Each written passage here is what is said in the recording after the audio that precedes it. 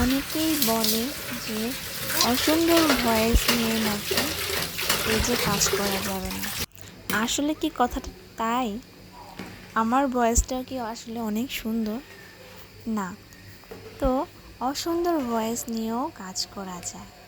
শুভ সকাল, কেমন আছেন সবাই? আশা করছি সবাই খুব ভালো আছেন। আমিও ভালো আছি।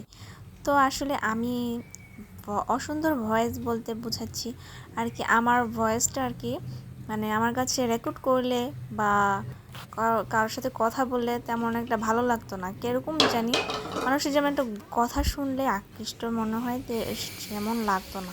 তো ভাবলাম যে আমার ভয়েস দিয়ে কি আদৌ পেজে কাজ করা সম্ভব, যেহেতু পেজে কাজ করতে হলে খুবই ভয়েসটা ভালো হতে হয়, যেটা আর কি আগে আর কি জানতাম, কিন্তু না, এই ভয়েস দিয়েও আর কি সুন্দরভাবে ভিডিও কোয়ালিটি, তারপর এডিটিং, কথা বলার ধরন সব কিছু মিলিয়েই ফেসবুক পেজে কাজ করা যায়।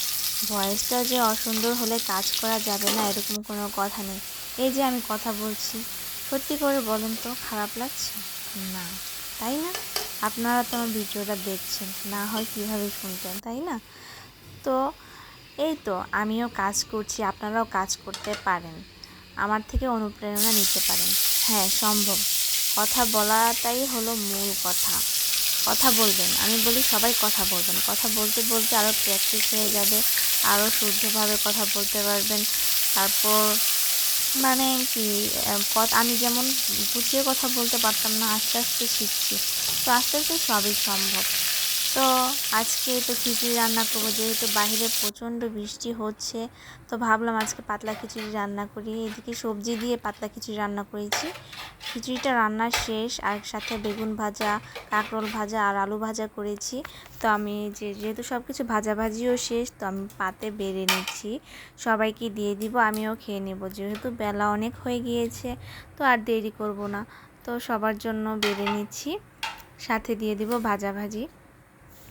আবার অনেকে হয়তো মাছ ভাজা দিয়ে পছন্দ করেন, কিন্তু যেহেতু সবজি খিচুড়ি, আমি চাচ্ছি কি আলু ভাজা, পটল ভাজা, কাঁকরোল ভাজা, বেগুন ভাজা এগুলোই থাক, আর সাথে তো আচার চাই আমার খিচুড়ির সাথে। আর কে কে আচার পছন্দ করেন অবশ্যই জানাবেন। আমার তো পাতলা খিচুড়ি হলে আচার লাগবেই, আচার ছাড়া তো আমার খিচুড়ি চলেই না। তাও যদি হয় এরকম আমের আচার, সাথে আবার রসুনের কোয়া, জমে। তো আজকের ভিডিওটি এই পর্যন্তই, ভালো থাকবেন সবাই।